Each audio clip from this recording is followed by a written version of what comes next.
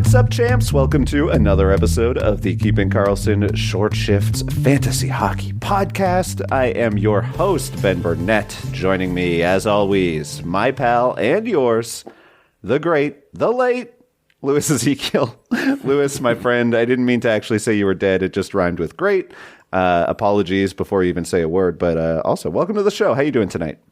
Oh, I'm doing all right. I am freshly off the ship, bags in hand, bags under my eyes, and I've tried to spend today catching back up on all of the what to dos about the fantasy hockey world. It's been I've never been that disconnected from fantasy hockey during the season. It was a little jarring, but it turned out okay. I don't feel like I know what you're talking about. What do you mean your bags are... Were you on a boat? What is going on with you? Yeah, you're so mysterious. We went on a little cruise on a long weekend here in November, and it was really nice. But I'm very tired. All right, is your family okay? That sounds so cold to me. I'm worried for you. No, everyone's fine. We got home and had all the usual calamities. The car was dead in the parking lot, and we had to call AAA, and it took us longer to get home than we expected. And then, the kids slept on the plane, so they were up all night. It's been a real adventure. I thought you were on a boat. What is this? This is getting back from vacation. The harsh slap of reality in our faces. 8 inches of snow on the ground from the 80-degree weather we were enjoying. Dead car. I had to grade all my exams and get them in today. It's just been an adventure. That's all I'm trying to say. Gotcha. Well, welcome back. We're happy to have you. The trip itself was great, obviously. Yeah, good to hear. I don't know where you went. You maintain a level of mystery, which I respect. Louis, we have a lot to get to today. Of course, we have to start with the big news on everyone's mind, where in Seattle, where they have waived Magnus Hellberg, Elon Dubrovsky, favorite goaltender of all time, perhaps, Magnus Hellberg, once again on the market. I'm bringing this up because Elon loves Magnus Hellberg and talks about him on the show. Talked about him on our show a few weeks ago. Elon, I hope that your boy Magnus finds a home elsewhere, and I bet he has really cool pads wherever he goes. I was going to say, as always, it's great news for the equipment heads every time he finds a new locale. Exactly. The real top story on tonight's Short Shifts, of course, is the Morgan Rielly injury today. The Maple Leafs announced Rielly would be heading on to the long-term injured reserve list, meaning he will miss at least 10 games or 24 days away from the active roster. This came after Rielly collided with Kyle Palmieri in the third period the other night, an undisclosed injury. Sheldon Keefe said that he needed some imaging before they were able to give a more concrete timeline. Rielly had been doing pretty well this season, 7 points in his last 7 games and 16 points through 20 games this season. In his absence, it looks as though Rasmus Sandin is practicing on power play 1 and seems very likely to get the first look tomorrow night, even though he hasn't been particularly amazing yet at any point in his career, only 82 games in. So certainly this could be Sandin's first opportunity to sort of show that he has a little bit more to give at the NHL level. He's still obviously very young. I am pretty interested in Sandin in deeper leagues right now. I'm not sure he'll get enough even strength ice time to be worth holding in all leagues, but even though the Leafs have been kind of blah this season, they have been great on the power play, and Sandin will get a nice opportunity there. Was also pleasantly surprised to see he's throwing 2.5 hits per game this season. So if you are looking for a defenseman off the waiver wire, I'd at least give Sandin some run for a few games. That's where I'm at least with this news. Yeah, I think that's the right approach. Worth a look, certainly. Why not give it a shot? Of course, we've seen some of those younger players get power play 1 opportunity and not do much with it. Some that we'll talk about a little bit later on this very show. But yeah, certainly worth an opportunity. And I think too, maybe interesting with the extra minutes that you've been discussing or talking about, maybe not getting there with the even strength minutes. I do think Mark Giordano is going to probably see a boost in his ice time to sort of make up for Rielly's absence. So that might be interesting too for his rate stats. We'll have to wait and see. He's the kind of guy who's been floating around at the bottom of rosters in a lot of places. So yeah, I would grab Sandin if you're interested in maybe getting a power play guy to score some points here and there. Worth a shot for sure. Let's move from Rielly's injury to an upcoming ouchery for Seth Jones for Chicago. Jones is expected to return for Chicago on Wednesday. So you officially have permission to drop Caleb Jones if you haven't already. Anyone who grabbed him hoping that he would be effective filling his brother's shoes, that may be a possibility down the road, but we are not there yet. Caleb was pointless in 6 games and should be waiver fodder now with his power play 1 time at an end. I think if you are a Seth Jones manager, you're probably pretty anxious to get him back in, not only for his valuable contributions in periffs, but also because, despite Chicago's woes, they have a pretty decent power play this season. So it'll be good for them, I think, to get their power play QB back in action. Yeah, maybe a little bit too good for the tanking Blackhawks, in fact. Yeah, always unfortunate when your tanking attempts are foiled by a successful power play.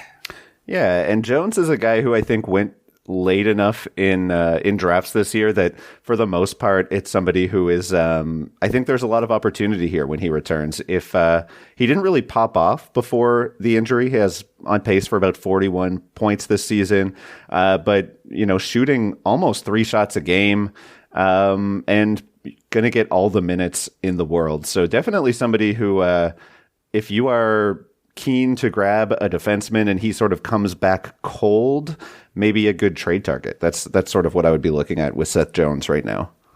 Yeah, good thinking. I like it. All right, we have another outry that I wanted to talk about in Arizona, kind of mentioned on the Keeping Karlsson Megapod last week, but Arizona got some reinforcements. They'd been missing for almost the entirety of the season with Nick Schmaltz, and as well, the return of Jacob Chychrun, who has been out for the entire 2023 season so far. Both joined the team for Monday's shootout loss against Nashville. And though both players went scoreless, it was good to see. It was not cardio sessions on either side. Lots of stat sheet filling. Schmaltz put up 5 shots in 19 minutes on line 1, power play 1 with Clayton Keller, and Chychrun played 23 minutes, joined that top power play unit across from Shane Gostisbehere. Put up those hits, those shots, those blocks that he is wont to do. Definitely a good sign that the periffs will return for Jacob. Looking to Schmaltz, first of all, Mike Cliffy in the Dobber Ramblings today mentioned the Yotes have been scoring 2.2 goals per 60 minutes with Keller on the ice at even strength this season. And that number in the past has been 3.6 goals per 60 when Keller and Schmaltz have been on the ice together. So I'm very excited for what we could see from that pair moving forward. I feel like, in particular, Chychrun is rostered in 48% of leagues. That number is probably about right for now, given the offensive struggles he had last year. I think he's definitely somebody you want to have in a deep league or bangers league. But without that offensive touch in more shallow or offensive weighted leagues, Chychrun he should be owned in roughly 40 to 60% of leagues. That makes sense to me. But if you look at the rostered rate of Nick Schmaltz, 13% seems really low to me, coming off a season in which Schmaltz posted 59 points in 63 games. I don't want people to ignore the free points that could be on the waiver wire right now. He is somebody who could have a huge, huge impact coming out of this injury if he and Keller can find the magic that they had last year, just about a point per game pace. So definitely, if you are listening to this right now and Nick Schmaltz is on your waiver wire, I would think I would look at quite a few options in terms of who I might drop in order to get Schmaltz onto the team. Yeah, and I think to keep in mind, we're about, we're about 2 weeks left in this extremely long 14-game road trip that the Yotes have been on. And, you may have some opportunities here to, especially if they sort of come back flat, at least for the first few games, another buy low opportunity, I would think. I've been keeping my eye on this late November as a time where I might want to send out some feelers on some of these Coyotes, just because soon they'll be in the friendly confines of their new home. And it could be an opportunity for them to be a little bit more productive. Could be a chance for you to get in on the ground floor, as it were, with some of these players. Chychrun, I would say, on the other hand, maybe is someone who you hope kind of, plays strong, but if he is dealt as many people think that he will be this season, it's hard to imagine that he's going to find a better opportunity than what he's got right now in Arizona. More likely, I think, probably to come into somewhere as a depth piece if someone's adding him. The teams looking to add are not going to be people who are lacking for a power play one quarterback. Unless perhaps it could be this next team, because we're going to head over to Minnesota and talk a little bit about some changes the Wild are making to their power play. The Wild are 19th in the league in goals for per 60 on the power play. And Kalen Addison has been demoted off of that power play one quarterback position. He's had 6 power play assists in 18 games. And despite, that relative lack of success, the guy that they're replacing him with, Alex Goligoski, I'm not sure that he is going to be the panacea for what ails the Wild right now with the man advantage. Since joining the Wild, his points per 60 on the power play have been half of what Addison has managed so far this year. And he has been effective on one occasion where his points per 60 have exceeded Addison's, but it was just for one season in Arizona, and it was still quite a small sample size. It was actually 15 minutes fewer than Addison has already had on the power play this year, and it required 87% IPP, which I don't think we should expect to get. I would not be running out to grab Goligoski or any Minnesota power play QB over the likes of Sandin or the Arizona guys that we've mentioned. Both of those teams are having more success on the power play, and I think the players there are better suited for the role as well. I do feel like probably those Arizona guys are much less available.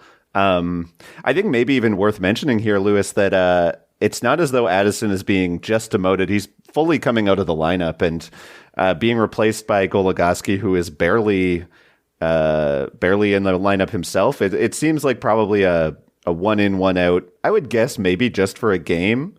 Maybe this is an opportunity for Addison to, the dreaded coach, the dreaded press box for a game in order to find his game. Maybe this will allow Addison to come back a little bit stronger. Definitely, I'm not holding him on my roster, waiting for him to do so. But yeah, that's kind of, we'll see how it goes. Goligoski would be a very tough ad, considering, though, that he's barely played this season at all. Yeah, nothing very appealing out there on the blue line for the Wild power play or really at even strength either. Yeah, I'd love to see Matt Dumba get up there and see if he could do anything. There are options on this team. I don't really understand why they've refused to go back to Dumba when he's been okay in that role in the past, at least. I don't know. Anyway, regardless, this is where we are. I hope that the Wild can figure something out, because it'd be really nice to find a power play one option who doesn't stink on the waiver wire. We are going to take a very quick break. When we come back, we have some streaks to talk about. You're listening to Short Shifts. Welcome back to Short Shifts. Lewis, we are pumping through the I don't know why I use that verb. We're bumping on through the show lineup. It's an important night. Can people tell that I was asleep 20 minutes ago and that Lewis is recovering from a long weekend cruise? Who could say? No way to know. No, it's a mystery. No one will ever be certain. Shouts out to our patrons, though, at the Discord group who have helped us prep tonight. They requested some players for us to talk about, and I'm going to start with one of those players, Jordan Binnington, who has been on fuego in St. Louis. This was requested by patron superstar Shams. Weird roller coaster season for Binnington so far. Started real hot, blew it for 3 straight games, and has since once again gone red hot over his last 6 starts. Looking at a tweet from Lou Korak, Jordan Binnington's last 6 starts, a 6-0-0 record, 2 goals against per game, a .940 save percentage. He stopped 188 of 200 shots over that frame.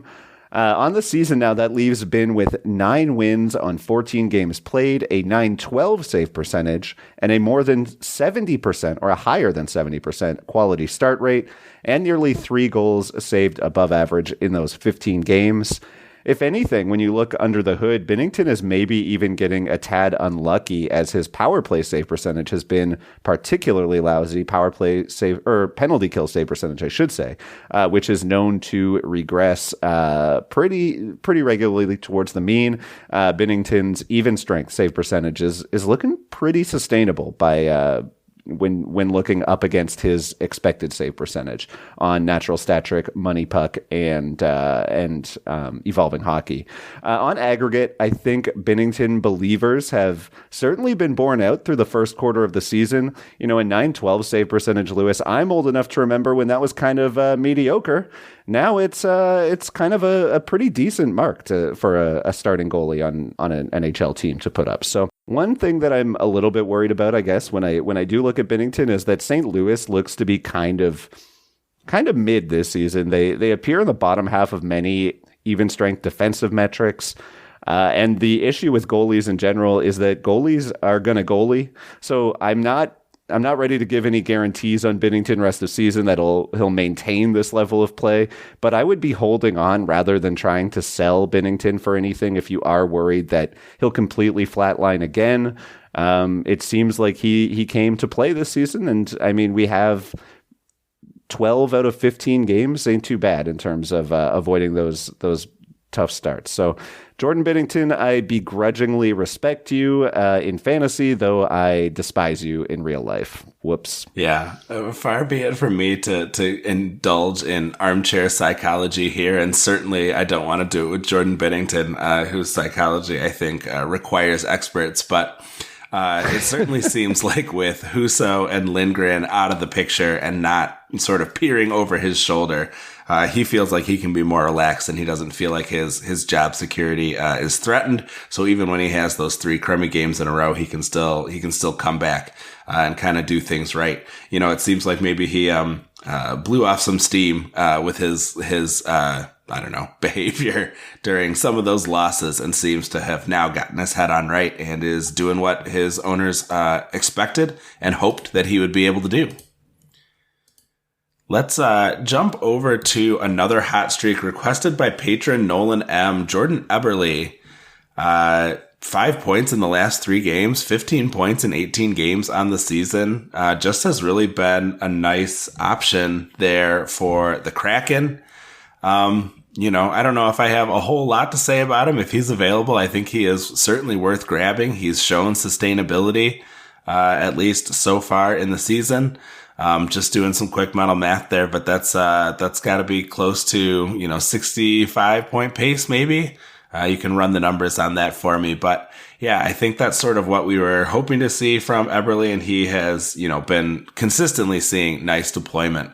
So way to go, Jordan. I think that was what some people sort of hoped to see last year, and maybe he and the rest of the Kraken are sort of getting their legs under themselves in this new season, playing a little bit more competently to get the year started. A very nice addition if you picked up Jordan Eberle.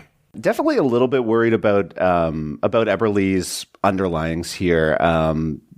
Nothing too wild. Like the shooting percentage is probably 3 points high. The on ice shooting percentage at 5-on-5 is a bit high, and just based on his career history, his IPP also seems a bit high. So I definitely am not expecting Eberle to come out. He is at a 68 point pace on the season. Perhaps the most worrisome thing for Eberle is the shot rate is down below 2 shots per game for the first time in his career. So I think I would take closer to a 60% or 60 point pace for Eberle.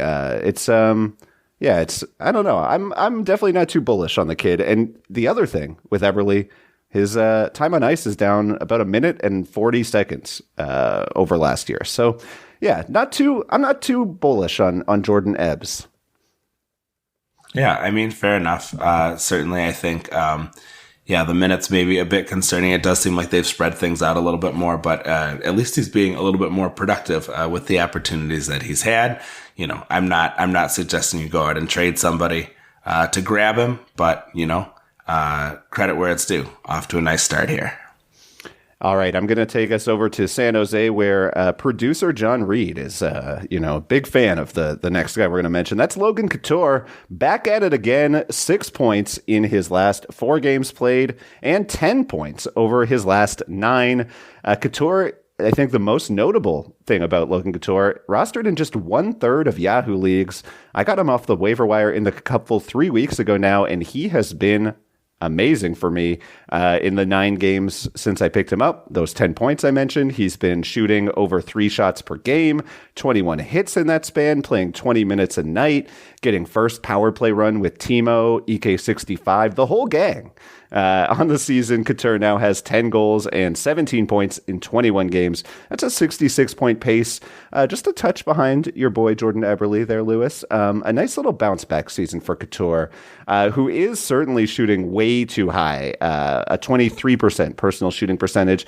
I'd expect that to drop off to around 14% once the season, towards the end of the season, once regression hits a little bit. What is interesting, though, is Couture seems to have struggled kind of caught the same struggles that most players had upon returning from the Global Series games to kick off the season for San Jose and Nashville, to the point where his full season shot rate, even though he's been shooting over 3 shots a game for about half the season, which would be, a nice bounce back for him over the last few years, his full season shot rate is still basically a career low at 2.1. So it's very good to see that shot rate tick up over the last few weeks. Still, Couture is on pace right now for about 40 goals. I don't really think that's likely given the shooting percentage. I think the goal totals will fall off. He's probably more like a 30 goal scorer if he maintains on that top unit. And I think the power play will also mitigate some of those goal losses. And what he stands likely to lose in goals, I see him kind of making up in power play assists. So rest of season, I like Couture as putting up around the 60 to 65 point full season pace we're seeing, and continuing to be a solid producer in deeper 12 or 14 team leagues. Definitely worth snapping up in more leagues than he is currently rostered. Yeah, I think you love to see, obviously we're seeing maybe a little bit more success from the Sharks than we maybe expected. Certainly Karlsson playing up to his potential has really been a big part of that. I don't know if I'm sold on Logan Couture, 30 goal scorer after what we've seen the last few seasons, but he does have these opportunities. I'm just maybe a little more skeptical. I would be very happy for him if he hit 30 goals. I think that might be a little bit on the high end for me, but I like the opportunity. I just feel like his even strength deployment is not so appealing, and that's got me a little more bearish on him perhaps than you are. Yeah, I think what I really like here is the shot rate. Just seeing the 3 shots per game makes me think that he could get up to the goal scoring that he was getting, and the power play also just turning things around. It just I don't think we've seen a Sharks power play that made me think that its peripheral players were able to put up gaudier point totals. Not that 60 is gaudy, but I think that this could be sort of the 30 goal, 35 assist type of season that we haven't seen from Couture in a few years. Yeah, I think considering what we sort of expected from the Sharks at the beginning of the season, I would call 65 points for Couture reasonably gaudy. I think that's on the upper end of expectations. So yeah, great for him if he can keep it up, and obviously great for the Sharks unless they were hoping for a big tank. Let's move on to our final player of the night, and it is a cold streak, and it is from Carter Hart. So as good as Jordan Binnington has been over the last 6, that is how bad Hart has been over his last 6 outings. Hart really had a brilliant start to the season. 7 quality starts in his first 8 opportunities after everyone sort of saw Philadelphia as a very frightening place to maybe try to roster players. But he's really crashed back to earth after that great start. No quality starts, 1 really bad start, meaning 850 save percentage or less in his last 6 outings. Obviously, I think there are some factors that are outside of Hart's control. His numbers, I'm sorry, have really suffered along with the Flyers' injury woes. I don't think that Carter Hart is going to be that ice in his veins slayer from the start of the season, but he's not going to be that guy any more than he's going to be the wreck that he's been lately. I do think it's best to temper your expectations on Hart's performance until they start to get some of those important pieces back from injury. I think it's going to be tough for him to get those wins. And I think his rates, will be below sort of what we hope, he can regress towards, until we start to see some of those important players start to make their return to the lineup. So if you are in a league with Carter Hart as your goalie, he's got 6 wins in 14 games, a .920 save percentage still. I mean, I've got to think that the full season numbers are still painting a very decent photo. Are you trying to trade Carter Hart, or are you holding on, hoping that he sort of bridges the gap between these two extremes? Yeah, I don't think it makes sense to try to sell him now for, pennies on the dollar. I think you should, just hang on to him. I think he does have a rebound in store. I just think it's going to be delayed somewhat, or maybe not as pronounced as it would be, because the Flyers are dealing with some of these mounting injuries. It's not a Columbus situation, at least not quite yet. But certainly, it's going to make it hard to, pull off some of those W's when you are, playing with so many of your key pieces out. So Hart was pretty mid to bad the last 2 full seasons. Is there a particular reason why you're feeling as though he'll definitely bounce back from this skid, and that it's not, the new standard for him? He's a very young guy. He's somebody who has a high pedigree, someone that we've, heard for a while, is going to maybe take some time to put it all together. I think he's been thrown to the wolves a little earlier than we expect most goalies to be able to kind of be fully mature enough to handle. I suppose the one thing that does have me sort of concerned, like you are, Ben, would be that, we may find ourselves in a situation where the Flyers are kind of in fire sale mode, and instead of talking about players who are injured, we're talking about players who are being traded away, and that's obviously a more permanent situation. So that could be something that is worrisome. But what he showed us at the start of the season on a team that we all sort of expected to be pretty bad was that he was capable. And so I don't think that these last 6 games are indicative of what the future is going to be moving forward in its entirety. I do think that he can perform better than what we've seen. And like you said, even with the struggles that he's had, he's still at a .920 average, which is well above the league average.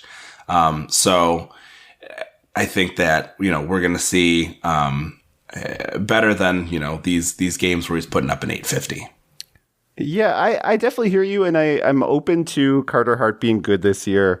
But 8 games to start this year, it's not going to erase sort of the memory I have of Hart for the last couple seasons. It's much easier for me to see the early season as the blip.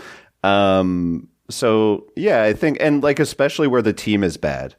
So if I have Carter Hart on a fantasy team, I would be trying to sell before that .920 goes any lower.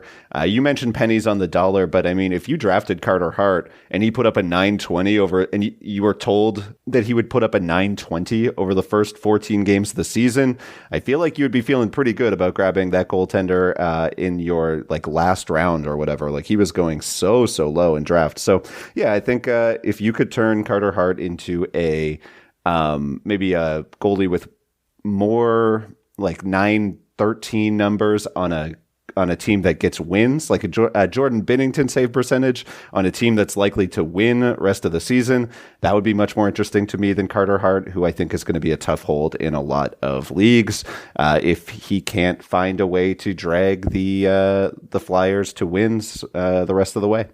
Sure. Well, and that's like dollars on the dollar, right? So I'm into that idea. You're just hoping that your trade partner is not looking, at not having too much a recency bias and is capable of taking a pretty long view.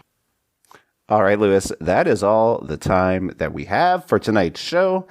Great to see you, my friend. You are not going to be with me on Thursday. You'll be celebrating the Thanksgiving holiday in the States. I'll be joined by a good pal of the show, Elon. But yeah, thanks so much for hanging out with me, and I look forward to having you back next week. Hey, my pleasure. Thanks so much. And thanks everybody who joined us on the Twitch stream. Thanks everybody who is listening to us on the Keeping Karlsson feed. Please give us a follow at ShortShiftsKK on Twitter. You can find Brian and Elon at Keeping Karlsson, Dave Betton of the Stream Scheme at NHL Stream Scheme. Also definitely recommend you follow at Game Day Lines, at Game Day Goalies, and at Game Day News NHL, all organized very nicely at the site GameDayLineTweets.com. Please visit that site and the other great sites we use to research our episodes at Yahoo, Frozen Tools, and Natural Stat Trick. Our intro and outro music was created by Pat Roach, and John Reed is our digital media producer. And until we see you next time, play smart and keep your shifts short.